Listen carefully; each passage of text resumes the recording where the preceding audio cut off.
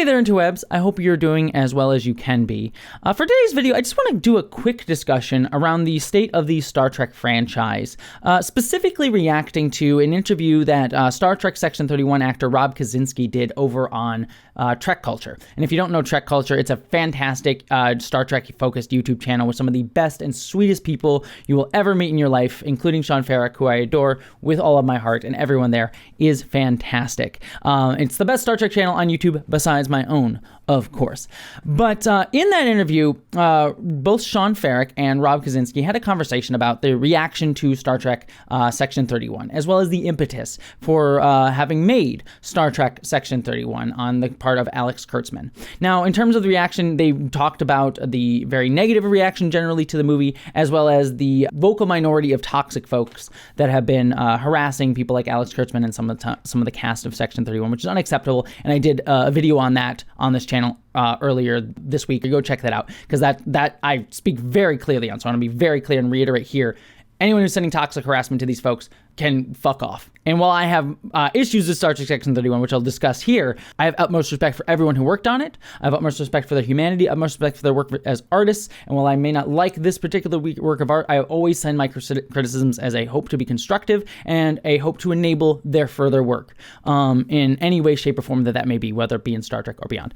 But outside of that, Rob Kaczynski spoke about in that interview how one of the impetuses that Alex Kurtzman at least explained to him for why Alex Kurtzman, wanted to make the Section 31 movie. And for those of you who don't know, Alex Kurtzman is the executive producer in charge of the Star Trek franchise and runs the company Secret Hideout, which is sort of the production company in charge of, I think, pretty much all of the Star Trek productions besides the feature film movies. That Alex Kurtzman's reason for making Section 31 at this time was because, in Rob Kaczynski's own words, describing Alex Kurtzman's words, Star Trek is dying.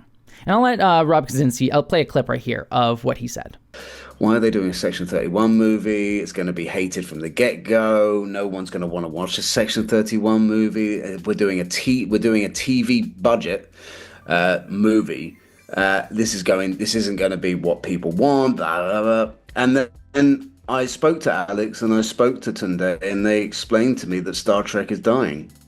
And I don't know if people know that, but if I was talking about Star Trek at my gym, where I fight, I'm a boxer and I fight with a lot of, kids. I don't fight them, but, train with.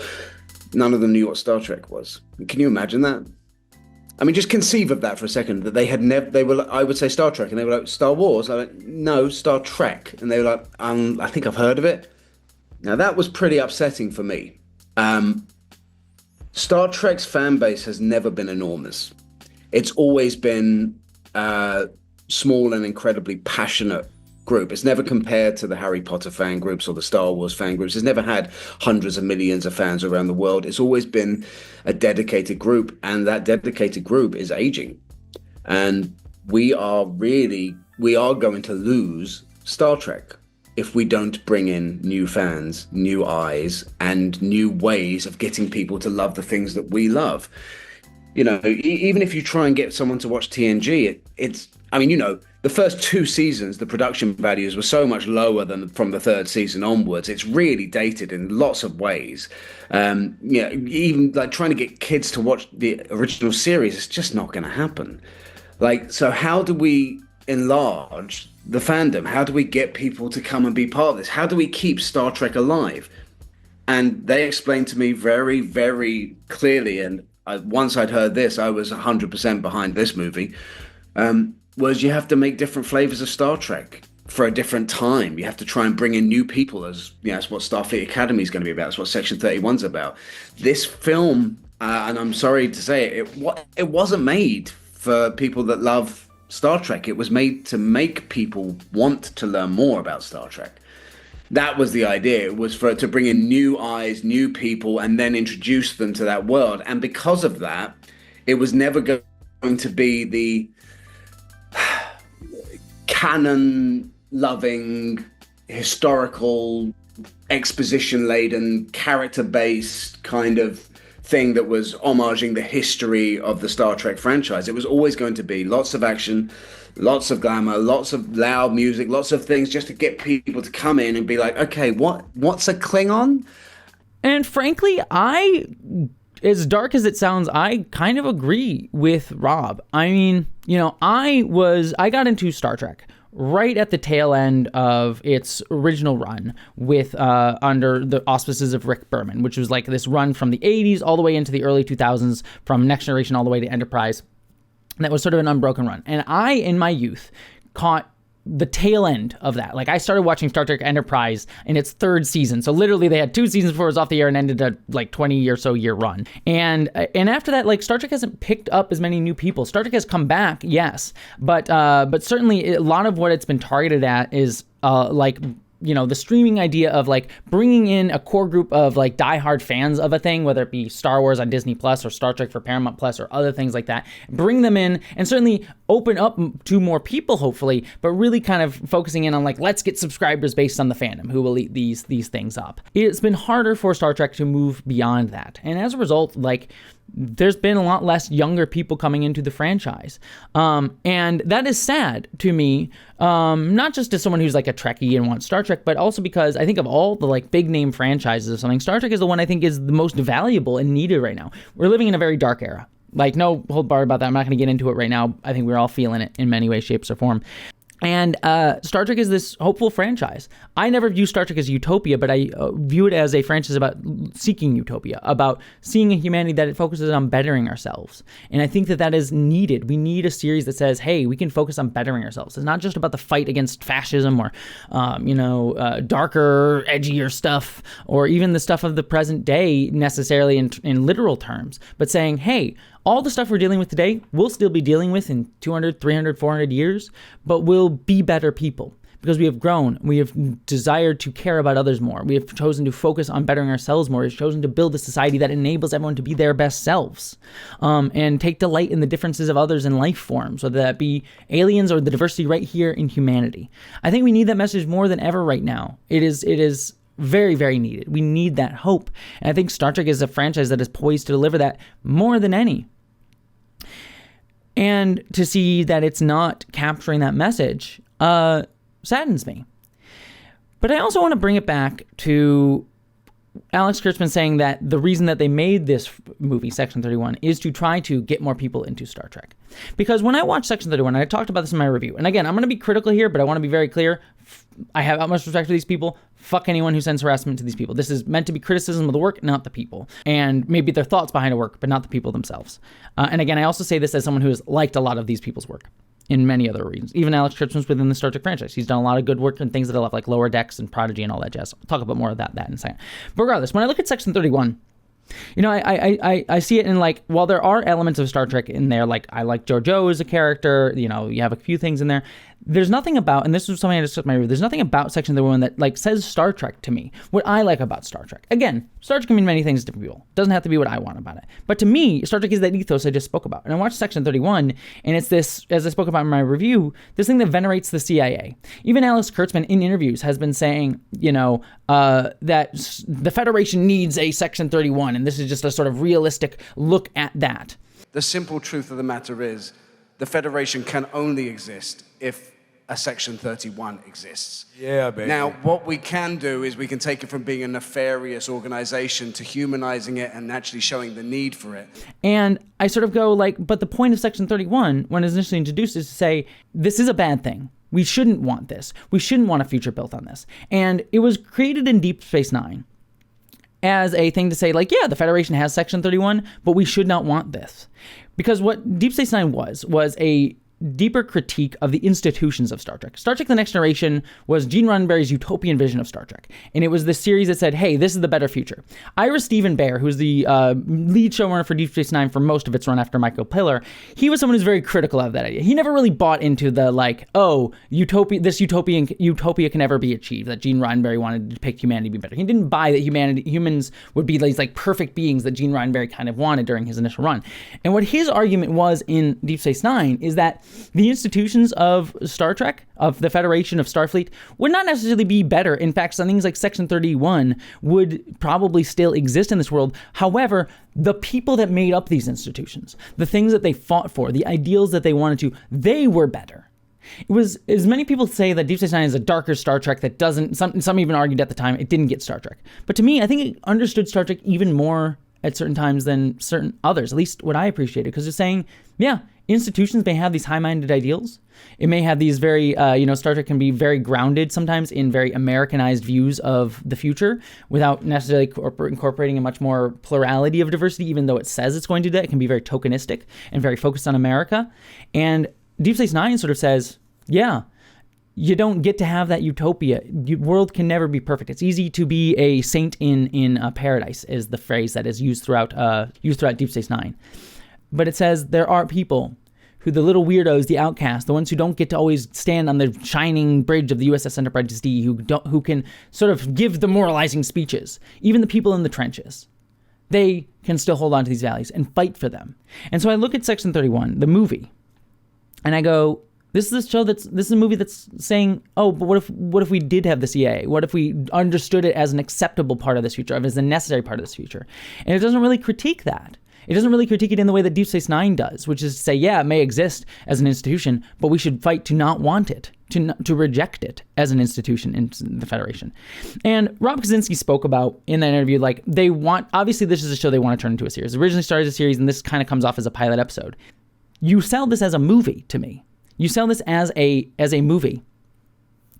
And if you're selling it to me as a singular work of art, I have to take it as a singular work of art. I can't go off of like, well, as Rob sort of was arguing, it's like, well, we'll get to that critique of Section 31 later. I can't do that.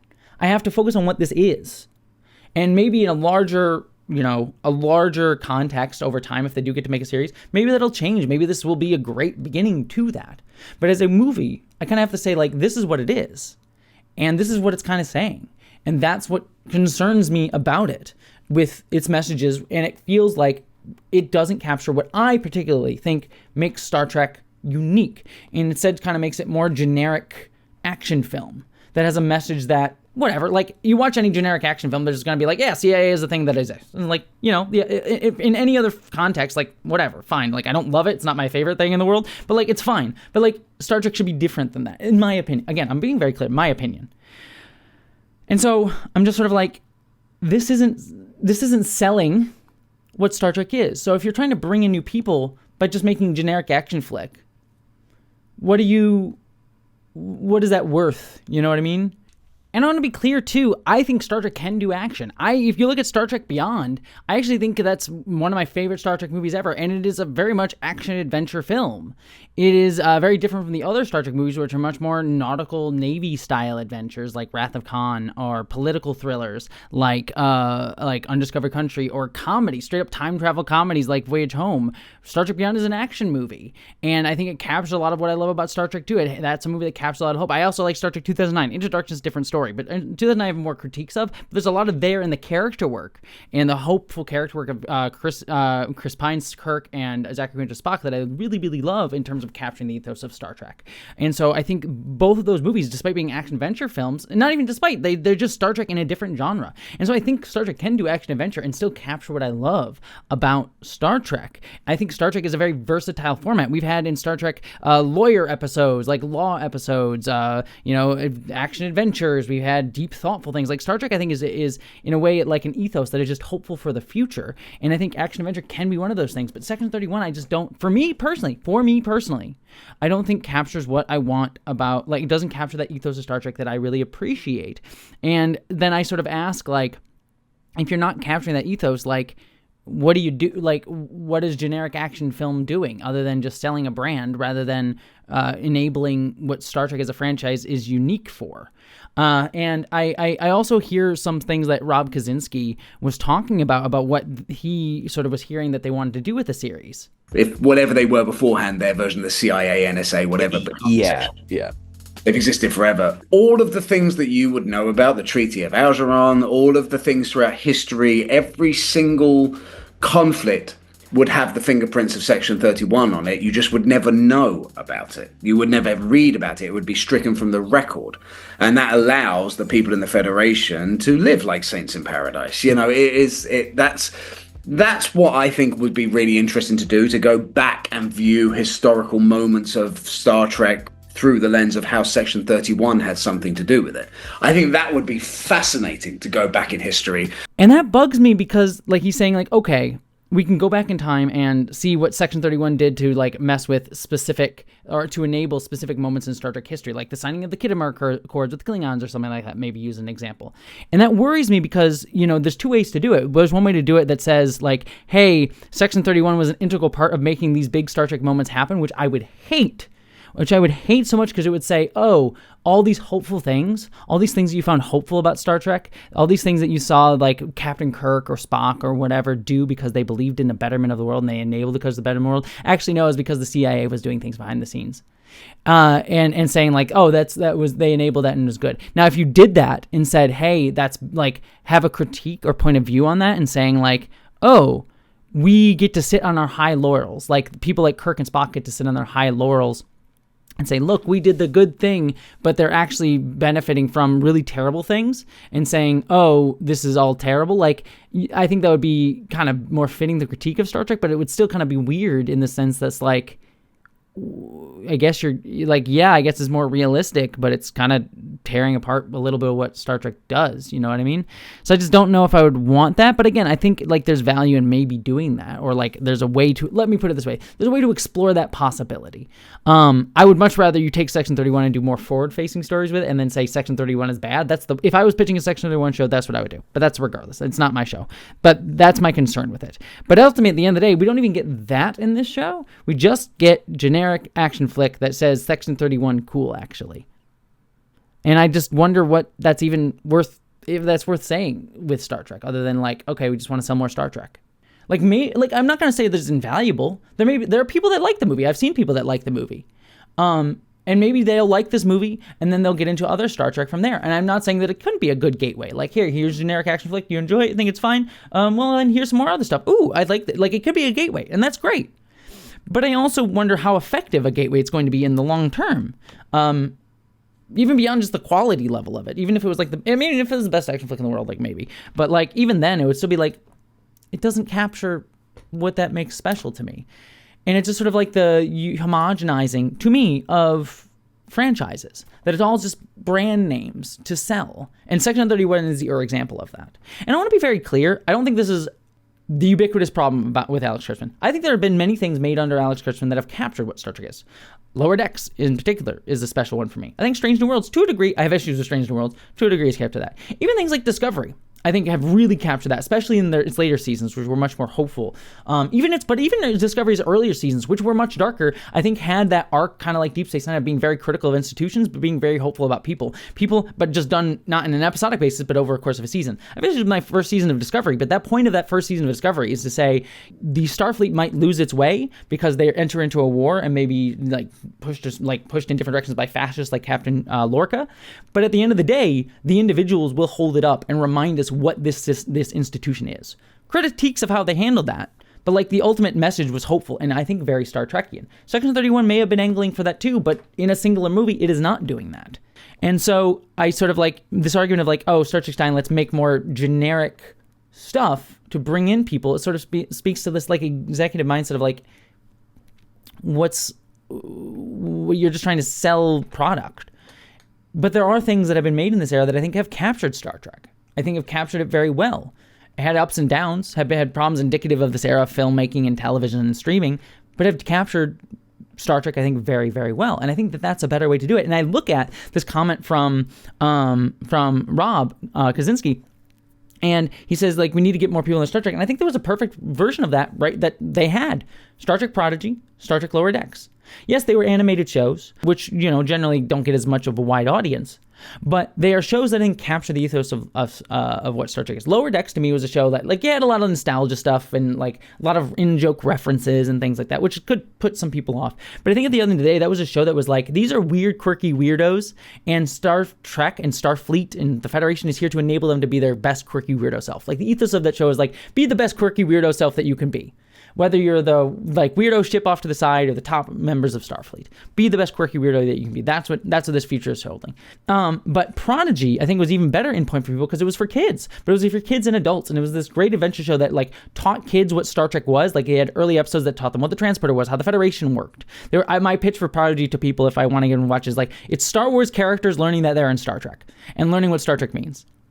I think that show was just a great in to bring younger people into Star Trek, and also older fans who would watch it with their kids. A lot of how people got into Star Trek back in the day in the 60s and 70s was kids watching Star Trek with their parents on reruns. And I think Prodigy, in many ways, kind of captured that same vibe of kids would watch it, get into Star Trek, and parents would force them to watch it because they loved Star Trek too. And it was a weird generational thing that would be shared on a show like Prodigy. I think other shows can do that too, Strange New Worlds, Lower Decks, Picard, all of them, Discovery. But I think Prodigy was uniquely primed to do that. And unfortunately, executives at Paramount, not Alex Kurtzman, by the way. Alex Kurtzman, I'm sure, would have wanted those shows to go, and has actually been open about talking about wanting both of those shows to keep going. Again, people putting that all on Kurtzman and Kurtzman not understanding Star Trek is another thing that just boggles my mind, because, like, he made these two things that I think are some of the best Star Trek around, or, like, he was enabled them, and, like, he still wants to enable them. It's the executives at Paramount that are the ones canceling these shows and wanting to corporatize Star Trek.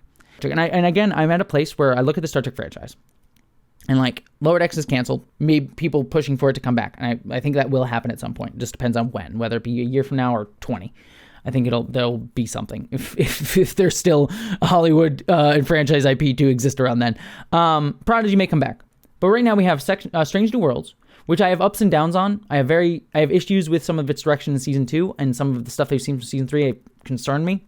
But we also have Tawny Newsom's series, which I think Tawny Newsom gets Star Trek and everything I love about Star Trek. Very excited for that. And we have Starfleet Academy, which is a show focused on a younger generation of Starfleet cadets. Also has some older Star Trek folks, the Doctor's coming back, Robert Picardo from Star Trek Voyager, and a few others from Star Trek Discovery as well, which has me very excited as like a long-term fan. But I also think what's more important about it is it's a show set in a new era of Star Trek, the 32nd century from Star Trek Discovery, that hasn't really been explored yet, and features a younger cast, a younger forward-thinking generation. That young next generation energy I think we need. And I think both of those things are hopeful. Like, we'll see ultimately what happens with the state of Hollywood as it is, but Tawny Newsom's show and Starfleet Academy have been generally hopeful for the franchise. I am just more concerned overall with some of its ethos in current projects and what may get greenlit outside of the current projects that we see on the potential horizon, as well as things like Strange New Worlds, which I like. We'll see where it lands at the end of the day with season 3. And I think the even bigger concern is the fact that there's a potential upcoming merger. I think it's pretty much set in stone between Paramount and Skydance. And who knows what Skydance's direction for the franchise will be. Maybe it'll be great. Maybe it'll be awful. I don't know. But that's another thing to sort of be thinking about and concerned about as a Star Trek fan on the horizon of, like, what will these new owners of this franchise do with it? And who will they put in charge with it? Will they enable it, that ethos that I personally love about it more? That's, again, this is me. It doesn't have to be what you want it. Or will they do something else with it? I don't know. That's something to be thinking about. So I think Star Trek is in a scary place, as the world is in a scary place. And I think that, again, it speaks to where we're at, you know? Star Trek, I think, is necessary right now. We need it more than ever. And I think because we need it more than ever, a lot of the things that have been conspiring to put the world in the place that it is have also affected systemically what Star Trek is. A lot of the homogenizing of our culture, homogenizing of the status quo, the pushing of the status quo, the violent enforcing of the status quo by toxic folks, by the powerful, and things like that. It's affected Star Trek, as it affected numerous franchises and numerous artists and people like me as a trans person. And I think Star Trek is reflecting that. But I think, you know, there are still people, both in the real world and working on Star Trek, who are still holding on to that ethos. And I still think there's an ember, a flame worth blowing on and fighting for, whether it be in the fandom, whether it be in the franchise. But I wanted to at least have this video to put out here as a fan who has liked a lot of what's going on, who has a lot of appreciation for a lot of the work that these people like Rob Kaczynski or even more aptly Alex Kurtzman and Olatunde Osunsami, who directed Section 31, have done within the Star Trek franchise, because Osunsami worked on Discovery. Like, a lot of respect for it. And I want to just say, as a fan, I understand your impulse. I understand the fear of Star Trek's dying, but I want to push you, if they listen to this, but us as fans, to sort of be critical and say, what do we want Star Trek to be? And what do we need Star Trek to be right now? If you just want it to be generic action, adventure, sci-fi stuff, if that's what people want and that's ultimately what wins out, I'll be sad about it, but that's what'll be made. And at the end of the day, I will write my own things. I will create my own things, whether that be my own work that'll be hopeful. Like, I can make I'm an artist. I'm lucky enough to be able to make some of that stuff on my own. And I care a lot about Star Trek, but I'm not against being like, all right, Bill, this isn't for me. But I hope for it, because it does matter to me. My dream in life is to contribute something to Star Trek, to add to it, to get my name into it, to say I contributed to this thing that has meant so much to me. That's my dream as a creator. But I want to be able to contribute to it in a way that's hopeful, that carries on the torch of its vision, that pushes forward its vision, because Star Trek has never been perfect, and I want to push forward what it has to say with my own voice, to add to its voice, to work alongside other people who want to add to its voice. And I think Star Trek can still be that. I still think the people who work on Star Trek right now are the ones to be able to help do that, though I think we also need many more people as well to come in. I always think we need more and more people to come into Star Trek. So this isn't hating on anyone who's working on Star Trek now. This isn't hating on anything like that, but it's also sort of like a question of where do we want this to be? We are at a dark place in our world right now. We are in a dark place in our society right now. So what do we want Star Trek to be? And really, at the end of the day, if I want to talk more beyond this, who do we want to be? Because ultimately, at the end of the day, Star Trek reflects us today. It reflects what do we desire the future to be? What do we hope for the future to be? And the question I ultimately have is, when I say, what do we want Star Trek to be? The real question I'm asking is, what do you want the future to be? What do you hope the future to be? What is our collective dream of that future? And if Star Trek can't be a collective dream that I cherish anymore, that's fine. I will go and try and build my own collective dream with my own work and my own community and the day-to-day life that I lead with those I care about. Fight for it when I need to against the fascists taking over this country, or have taken over this country. But at the end of the day, I'll still fight for it in my own way. It doesn't have to be in this franchise or not, but I would like it to be, because it means a lot to me. I think it means a lot to other people. And I think there's a power in using these things to do that. But I leave a larger question open. What do we want Star Trek to be? Who do you want to be? What's the future we want to fight for? Think about that. I hope you all live long and prosper.